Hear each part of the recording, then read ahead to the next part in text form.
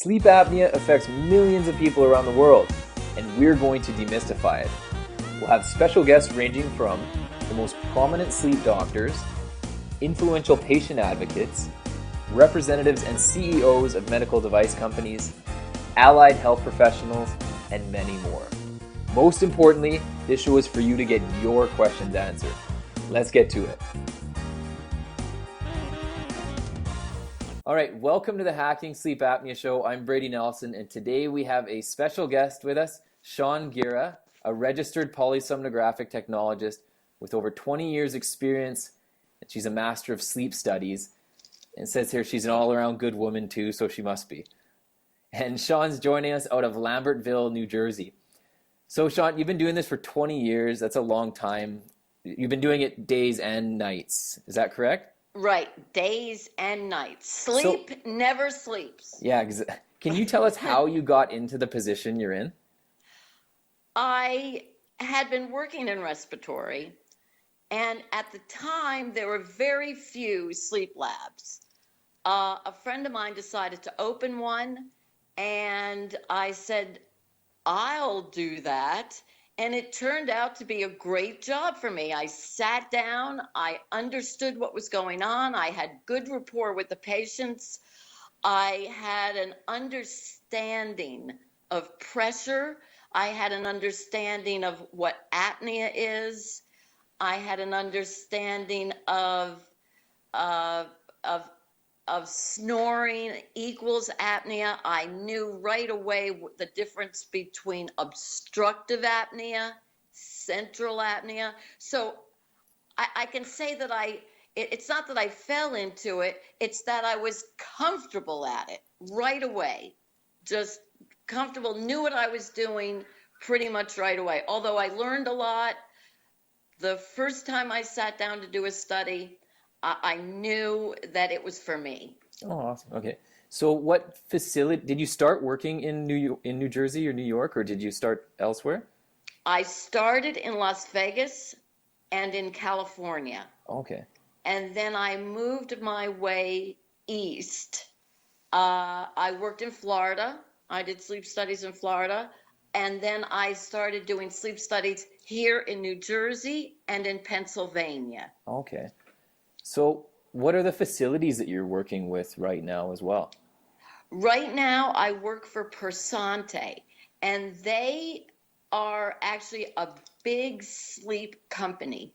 They have 76 labs here in New Jersey, New York, and Connecticut, which is actually good because they manage labs. Right. They manage labs for sleep doctors who would like to have their own sleep lab, but running a sleep lab can be a little difficult. There's a lot to keep track of. Scheduling patients, scheduling sleep techs, authorizing the different sleep studies through their insurances. You more or less have insurances that will automatically deny, but then the doctor will like a peer-to-peer review. Right. So Persante takes care of all that for the doctor. So that's who I'm working for now. Okay, so what does like a regular night shift, a regular night at the office look like for you? I come in, I take a look at my patients. The key to patients is to read the chart. If you read the chart, you will more than likely know what the patient needs, what the patient's underlying problem is, the medications that the patient is taking, and a lot of times there's little questionnaires. It's called an Epworth sleepiness scale. There's a questionnaire about, do you snore? Do your witnesses hear you snore? So what I do is first I go over that. I more or less introduce myself to the patient before the patient even gets there. I set up a room for them, and these rooms are like a moderate hotel room. I make sure that the room is comfortable, that there's a TV set in the room that works, Yeah. which is, by the way, the hardest thing I do is figuring out remote controls. Um, what it is just make the patient feel at home and have the patient know that I know who they are and that I'm willing to listen to what their problem is. Right, right. So that's the first thing I do. So you probably don't do this every night, but I'm wondering if you can share for anybody that would have questions out there what a PAP titration would look like, or how does it work? PAP titration, and it's good that you use the word PAP because PAP can mean CPAP or BiPAP or what we call ASV. A PAP titration is if a patient comes in whose apnea hypopnea index is higher than normal. And by normal, I mean more than 5 events an hour. And what they do is they come in and I show them the different types of masks that they can use. I put them on the machine just without even having pajamas. They just sit down. I put the mask on with a little bit of pressure, and the pressure comes from a PAP machine, and that PAP machine is basically just air under pressure. The pressurized air creates a splint in their airway so that if they have apnea or snoring and I put the mask on, this will open their airway. And hopefully we will get rid of snoring and we will make sure that the patient is going to be breathing right the whole night. And when they first come in, I want to make sure that they're comfortable. Some patients need a little time. They might be claustrophobic. If that's the case, I can always change masks. There are certain masks that are full face masks, certain masks that just go over their nose. So what I'm doing for them initially is getting them compliant with their CPAP mask or their PAP mask or their pressures. And that's basically what I do to begin with. I'm just curious with that too, like how would you say, like how many nights are you doing that, like as a percentage of all the nights you're doing, like, or like you're probably not doing a PAP titration every single night, right? Well, now I am. And the reason that is because more and more these days, we are sending home patients with what's called a home sleep study. Right. Now, the home sleep studies are authorized by the insurances now. They're unattended, so they're more cost effective. The home sleep studies only does respiratory.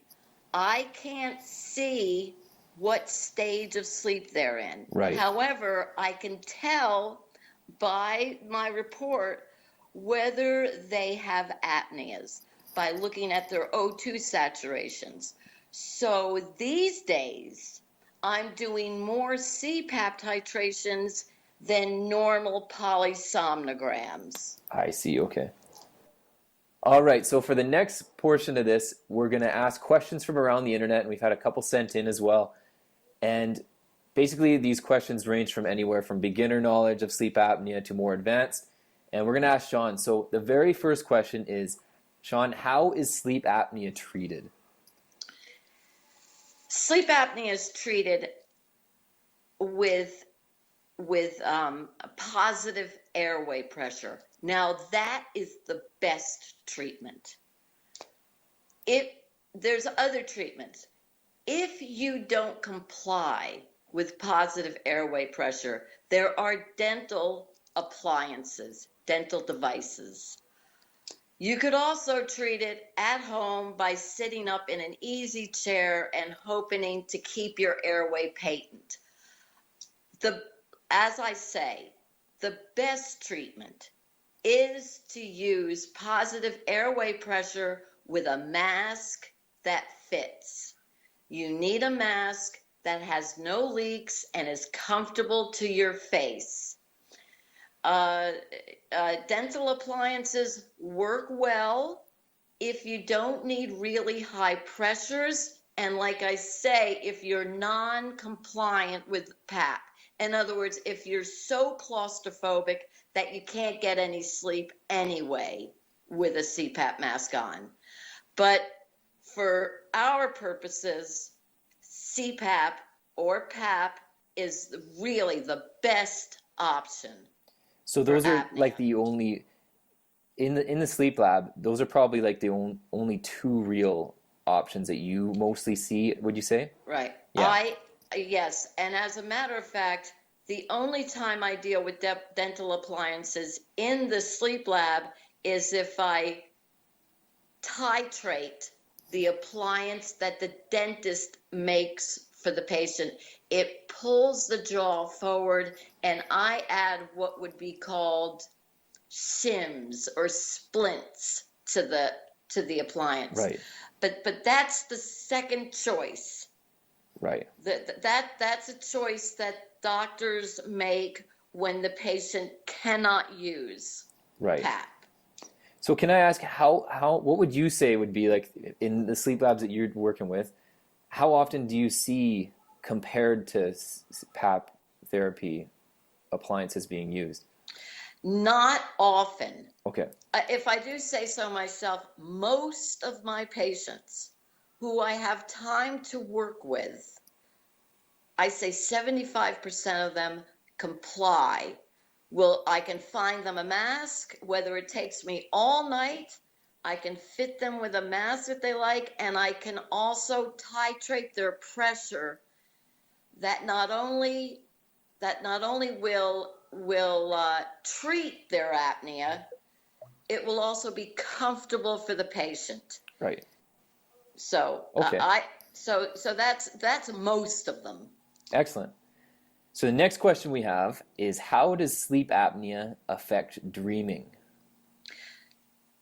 If you have sleep apnea and you're sleeping crummy all night long, what happens is when you go into REM sleep, that's your fourth stage of sleep. It's the deepest part of sleep. The only thing moving are your eyes. This is when you dream. If you have sleep apnea, that arouses you. You wake up to breathe. You wake up to breathe. You jerk, your legs jerk. You don't ever get into a full, nice, whopping REM event. Right. When you don't, you're not going to dream. You're going to have a fragmented sleep. As a matter of fact, on my studies, when I finally get a proper titration for a patient at a proper pressure, I write bingo over the top of my study, meaning that that patient has achieved REM, and they usually have REM rebound, meaning that they've been deprived of sleep and REM for a while, so that when they go into REM, they have a nice long REM event, they wake up, and they've been dreaming, and usually they feel a lot better. Awesome. Okay, so the next question is sleep apnea considered a disability? No, unless you need oxygen bled into your mask. Okay.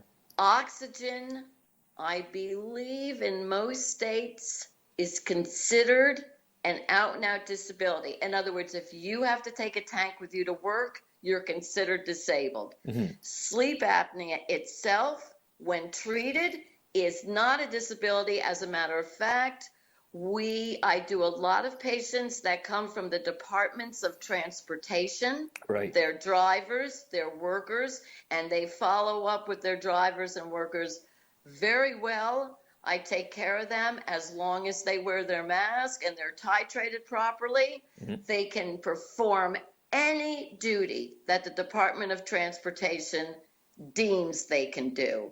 We try like hell to make sure that these drivers are not falling asleep on the job due to whatever sleep problem they have. Right. And that could be narcolepsy, hypersomnia, and apnea. And we test for all of those. For sure. Okay, so the next one is, how will you know if your snoring is sleep apnea or just normal snoring? No normal snoring. If you're snoring, you have an upper airway obstruction. And by upper airway, I mean from your nose all the way down through past your throat. And you know that all of this here is all sinus. If you're snoring, there's something vibrating while you breathe, and it's not normal. We can get rid of snoring with a little bit of pressure. Some people use the those Band-Aid things that the football players use to keep their air, to keep from getting stuffed up. Right. Those may help, but I would prefer to see somebody using just a little nasal mask at a little bit of pressure, but snoring is not normal and can be gotten rid of. There's some surgeries. Surgeries work well for children. They don't work as well for adults. Right. And that's another, and of course, then that's another whole question. But snoring is not normal, and your family will be driven crazy, and the dog won't even sleep with you. Yeah. So. Well, I guess the big thing is that if they want to tell if they have snoring or sleep apnea, or if one or the other, they would have to come have a sleep test with you or go to have a study, right? What happens is that if I can do a questionnaire and get the witnesses, their witnesses to talk to me, the witnesses will tell me more than the patient will. For sure.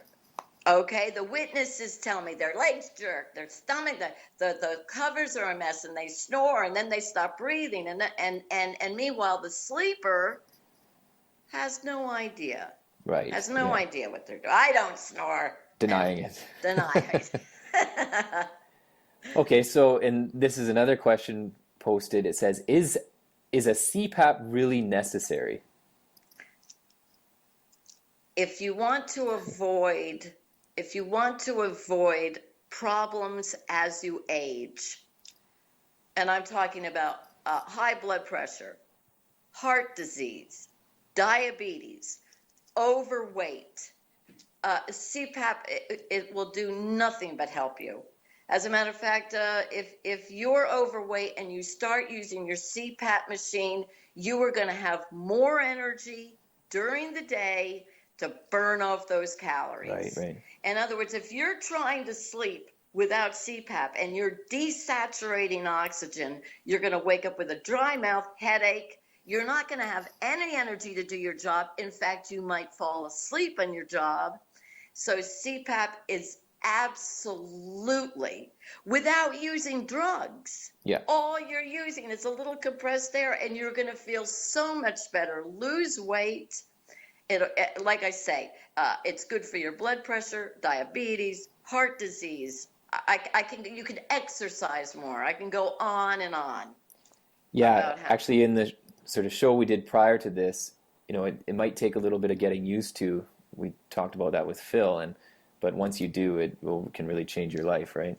You've probably seen that all the time. It's funny. Some patients, they wake up and go, "Oh, thank you," but that's rare. Right. I always tell patients, call me at noon when you feel great and don't need that second cup of coffee. Call me at noon and tell me how good you feel. Yeah, no, actually, I like that you mentioned that. Because you've been oxygenating your brain all night. I mean, it's not always a very quick fix, but with time it's holistic. It's like I say, I'm not giving them any drugs. I mean, this is just air. Right. Okay, so the next question is, what is the rate of compliance of sleep apnea patients with the use of CPAP machines? 75%. Okay. That's my patients. That's what your number is, what you say. And that might be kind of low, but 75%. Okay. Some people just cannot do it, and some people don't want to wear a mask. They find Right. that it's ugly. I tell them, don't wear it to the hotel room. Yeah. Wear it when you go home. Wear it when you go to sleep. You don't have to wear it until you're ready to fall asleep. Right. Okay, so next one is how can I stop actually this would be good for you to tell us because you probably help people a lot with this, is how can I stop a CPAP mask I wear from sleeping, oh sorry, this is what it says. How can I stop a CPAP mask I wear when sleeping from breaking off my hair? Now, you know what? That's a weird, you know what you do? I don't know about breaking hair. However, they could wear like, one of those woolen hats. Yeah, yeah. A woolen hat, or I don't want to say a set. Remember the bathing hat caps? Or even like a bandana maybe or something? Anything. It's going to be a little warm. Yeah. But what you'll do is you'll put your little hat on, and then you put your headgear over that. Right. And the other thing, it works well because the headgear causes sometimes your head to sweat. Yeah. It causes bumps in your hair, and people, people have to wash their hair afterwards. But just a little sort of hat, like a those hat, like a sailor's hat that roll up, like a woolen cap. I can't think of a name for that, but I just think like a bandana would that work, or like a hoodie? Yeah, exactly. Well, that might be thick. Wear your hoodie. Yeah. Like any kind of form-fitting hat will help that. Okay, sounds good. So next one is, do you think it would be a good idea to invest in a company that developed a drug for treating snoring and sleep apnea? No, because then I lose my job. But yes, then I could make some money. Only if I can sell the drug. Okay, sounds good. Is there anything that you know of, like that's being researched, or anything that you'd comment on? Research for sleep apnea. There is one sort of surgery that they haven't looked into yet, and I asked one of the doctors about it, but I can tell you where they're practicing it at Yale. Okay. I can get back to you on we'll the get back on that actual one. name of that. But you know how it is. These days, they're just, technology moves. It moves. And there's crazy and stuff happening. happening. Elon Musk better come up with a machine that I don't have to plug in. Yeah, you never know, right? Yeah, right now there's no real magic drug out there, but you never know. There's some new magic sleeping pills, Belsomra, which for sleep apnea? Well, it's not for apnea. Yeah. It's, a lot of people with apnea are afraid to go to sleep. Right. So what happens is they have panic attacks when they fall asleep, and their panic attacks are because they're not breathing while they Interesting. sleep. Okay. So what I do is a lot of my job now, especially during the day, is to sort of counsel them about the problems with their sleep. You're panicking because you're depriving your brain of oxygen, and that sort of, that makes you think that you're dying while you sleep, which you're really not. You're just having a panic reaction because you're not breathing. Oh, that's good to know. Thanks for sharing that too. Okay, so next one is, are there any this may be the Elon Musk one, are there any non-electrical solutions for sleep apnea that really work? Thinking of a long plane trip and sparing my neighbors. No. Duct tape. No, I used to have old CPAP patients where they just made nasal masks, and those guys used to duct tape their mouths shut. And to tell you the truth, what they should do, I've been thinking about this, is it's possible to ask the crew if you can plug your CPAP machine in somewhere. Okay, the plane must have electronic, right? They do, actually. How do they heat up the damn coffee and those food that they? You know what I mean? Like, so maybe there is a way, as far as I know, Yeah.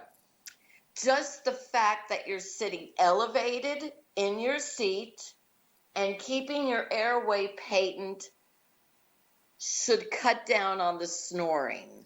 That's interesting though, because like for someone who like I only snore, well, more so if I'm on a plane even, because you get to that position where you're tilting your head back. So it'd be really important to keep that Do sort of you straight up snore, and down. by the way, do you snore any other time? Not very often. What is Maybe your I'm denying witness? it. What do your many and varied witnesses say? I think she would be with me on it, but I'll have to ask Alicia later. Is she like pushing you and saying, "Roll over, honey"? Only on the airplane. That's Only when on she's the waking airplane. me up Get because I'm out. snoring. Here's your suit. Okay, so Okay. So so I so that's great. So we're having fun. Any more we questions? got one more question for you. One more. Okay. So the question is, it's not me, but it says, I was diagnosed with severe obstructive sleep apnea. Is an oral appliance as effective as CPAP? What are the pros and cons of each device? So we kind of went into this a little bit earlier, so this would be good to No, elaborate it on. is not as effective. Right. If you have severe obstructive sleep apnea, a dental appliance will not be as effective Right. as positive airway pressure. Yeah, And I that's think the answer to that. the oral appliances are mostly for mild, Yes, it pulls your jaw maybe for, moderate yeah, to sleep yeah. apnea. But so, If this poor guy is severe, and he cannot wear the mask, or he's not compliant with the pressures, which must be fairly high yeah, if he's severe, then of course he should try a dental appliance because that's his next option. But when he goes back for that study, after he has his appliance, his apnea will be fairly still fairly bad. right, And the point is that he's going to desaturate oxygen. right. His body is going, I mean, he's going to be he's supposed to saturate at like 96. I wouldn't be surprised if he desaturated down to like 70s, Right. which is bad. Very Bad bad. for your heart, bad for your brain, bad for any other kind of disease. Right. Bad for losing weight. I could go on. So actually, if you don't mind, like what are the pros and cons of each? Like, so what are the first things that kind of come to your mind for oral appliances that, I mean, obviously they're for some patients that like in no way can tolerate CPAP, Right. which not always preferred, but Right. If they can't tolerate CPAP and they're severe, the appliance should work well for him. okay, He won't have to wear a mask. He won't be claustrophobic. So he'll get a good night's sleep. right, In other words, if he tries to use a mask with pressure, he might not get any sleep at all. At least with an appliance, it will help his apnea a little bit, yeah, and he'll be able to get some sleep.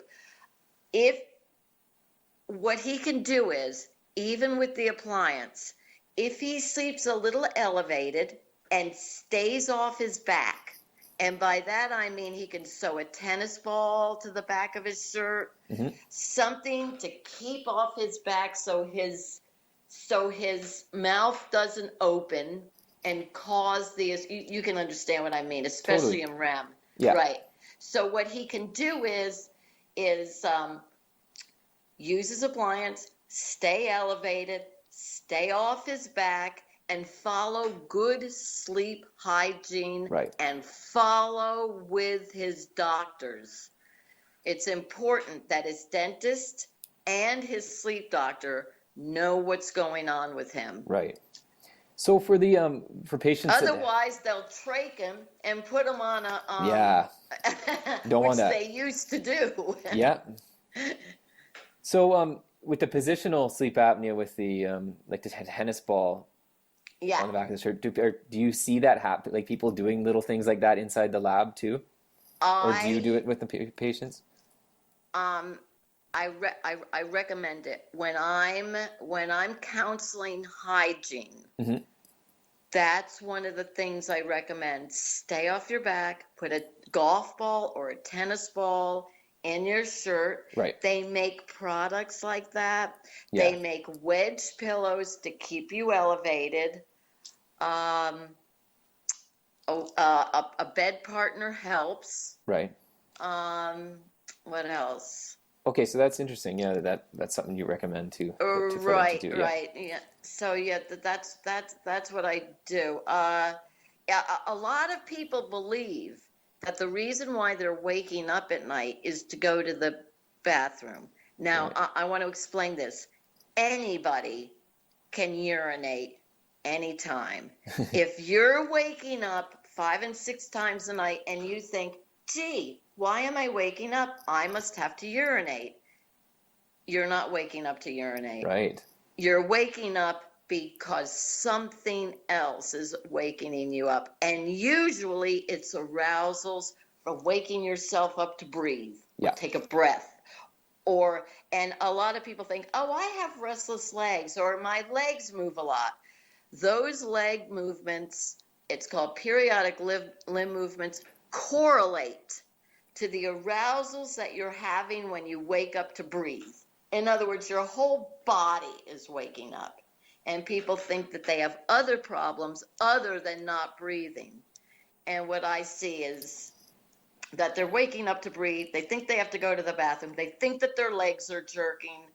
But mostly all of that, is waking up to take a breath. Right. Your brain needs the oxygen, and so does your heart, and so do your legs. Right, exactly. So is there any other messages or advice that you would like to leave? Like, we're done the questions now, or any cause that you'd like to talk about before we go today? Cause. Or any advice for people that are just newly diagnosed or questioning it? Online, and I hate to push outside my job. No, that's fine. Online, you can take what's called an Epworth Yep. sleepiness scale. Yeah. And that scale is like a test, and it shows you how tired you are during the day. Also, there's questionnaires, sort of like what I was telling you. Do you snore? Can you hear yourself snoring? Yeah.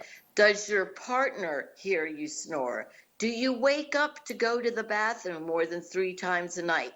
These are the kind of questions that you can do at home and then take to your sleep specialist. Right. If you're waking up with morning headaches, if you're waking up with a dry mouth, if you're falling asleep while you're driving, if you're falling asleep inappropriately, you need to seek help. Yeah. Any That's kind awesome. of help. That's what you need to do. Go to it should be a doctor, but of course there's people like me who are sleep specialists that can help. Yeah, so what we'll do is I'll get some links to the questionnaires and we can post them below the video too so people can have access to them right away. Yeah. So Shawn, thank you so much for doing this with us today. Fun. Good, I'm glad we had fun, right? It was fun. You know what? I'm going to get another profession and we can do this again. We should. We definitely will. And we'll have more questions, I'm sure, and we'll definitely do it again. You've got a lot of expertise that you can share with us. So thanks so much. Yeah, maybe some people will come up with some wild stuff. Hopefully. So Shawn's a really active commenter on Quora and other forums around the internet, which is great because we have people with a lot of experience answering questions there. So thanks again, Shawn. How come Quora keeps collapsing my good answers? Collapse. Maybe we need people to upvote them more. So if you see Shawn on there and you have someone with experience behind them, so upvote her answers. Right. Uncollapse. Read my collapsed answers. Yeah. Okay, well thanks again, Shawn, and we'll see you soon, I'm sure. Thank you very much. Thanks for watching. Don't forget to post your questions and comments below, or you can send them to info@restlabs.com. Subscribe to us on YouTube, and we'll see you in the next show.